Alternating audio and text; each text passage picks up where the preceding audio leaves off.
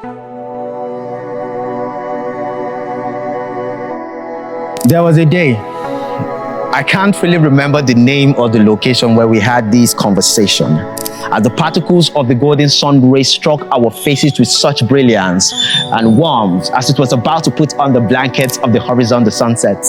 The birds were retiring for the day with whistles to their nests. The wings of the fireflies and butterflies were both colorful and gray. The distant mangrove was such a sight to behold from that perfect garden. It was in his mid-20s. He broke the silence, said to me, "Son, I see you're part of that Jesus something."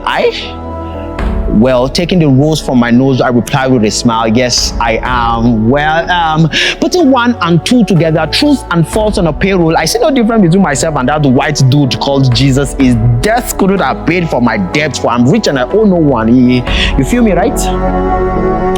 I sighed. It be like say sickness never catch you where they carry go hospital. They don't know what they sup with you, or your village people never they turn your pot and you don't understand situation. With this righteous anger boiling inside of me, I would have picked up a broom and flogged out the witchcraft he was possessed with as I screamed at the same time, "Who had bewitched you, O foolish boy?"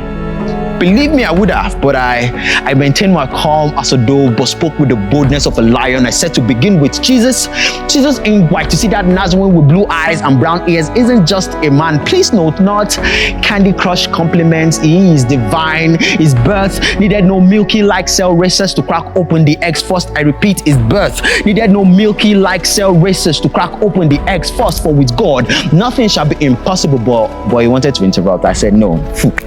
I'm not talking about the come and I'll make you rich Jesus one. Actually forgotten he said come and I would make you fishers of men. I'm not talking about the nice, slow, fast music Jesus that gives emotional satisfaction without edification. I'm talking about the spirit lifting, the yoke breaking, the presence hosting Jesus. I'm not talking about some white robe, red mantled costume Jesus. I'm talking about the man Jesus that turned H2O into God car. The chairman tested and testified. I'm not talking about some footballer Jesus, but one greater than any goalkeeper that keeps his own safe in the hollows of his palm. The mender of broken heart, the proclaimer of good tidings, the stiller of storms. Yes, the man Jesus in whom the raging storm saw a greater than he in his words and became calm to listen to his lullaby as it was rocked to sleep with peace.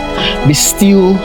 I'm talking about the man Jesus that sang an ode in the face of death. For this same man turned death into a siesta and the grave into a spa. He came for the weak and the defenseless. He came for the poor and the good, the bad and the ugly. Yes, he came for you. For as many as received him, to them he gave power to become the weirds, the sons of God. For God, who hath in sundry times and in diverse manners has spoken to the fathers, our avatars, our past lives by the prophet, but has chosen in this time to speak to us by his Son, the man, Jesus.